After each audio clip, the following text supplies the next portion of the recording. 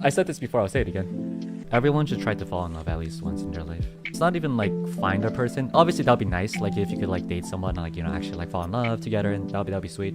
But just falling in love with someone once is honestly a life-changing experience.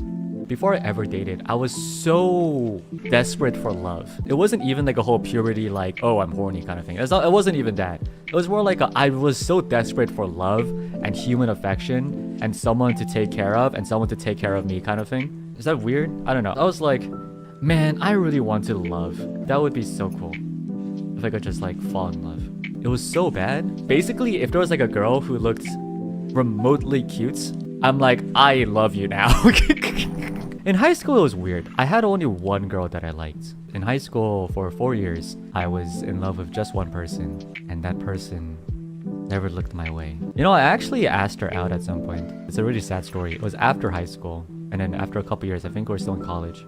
We went to separate colleges. Hell, we went to separate countries. But she wasn't girl, it was Singapore.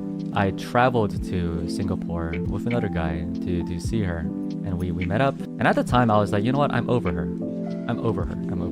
You know, this unrequited love could be over now. And I saw her and it's like, you know what? I'm still fine. I'm fine. I think we were at like some sort of like tall building, and then we were looking around, looking down at the nightscape. And then she pulled out a notebook. I was like, oh, what's that notebook for? And she's like, oh, you know, I wrote down all the places that I wanted to take you guys because I was nervous and I wanted you guys to have the best time here. And I was like, damn, I guess I love you.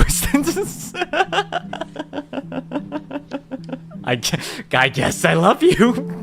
That night, I was trying to go to bed. I was laying down, but the walls were kind of thin, so I could hear everything. My friend and the girl I liked was still talking. I could hear them talking, and they're having a good time. And I'm like, no, I need to go and confess. Like, this is too much for me. I need to go and confess. I texted her saying, I can't sleep.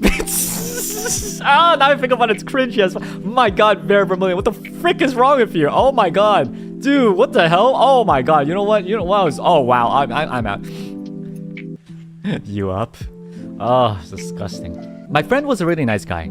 He got the hint. When he saw that text, she was like, oh my god, Vera's still awake. She actually came to me and be like, yo, let's talk. And my friend is like, because he knew that I liked her, so he's like, all right, I'll make some space for you. And he went to the room. He's a very nice guy. And then came the cringiest confession of my life, because this is the first time I ever confessed to someone. Hey.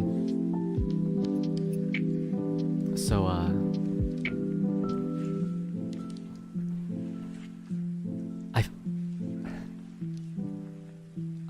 I think I like you. Like, what do you mean, Ver?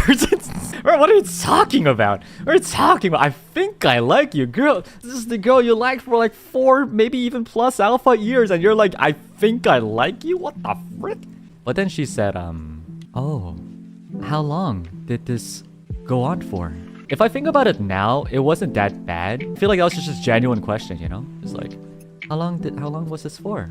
But like for me, I took it as, does she think this is some sort of like disease? Like, how long were you suffering this for? How long was this going on? How long was the symptoms lasting? That's how I took it. And I'm like, damn, how could you say that to me? So I was like, oh, you know, I guess ever since in high school, I guess. The thing is, if you're ever gonna confess to someone, my tip to you is confidence. Be like, I've liked you since blah blah blah. I like you because of blah blah blah. Shall we? Kind of thing, you know? Like, show that confidence. It's like, baby girl, you're so cute. Yeah, so basically she rejected me.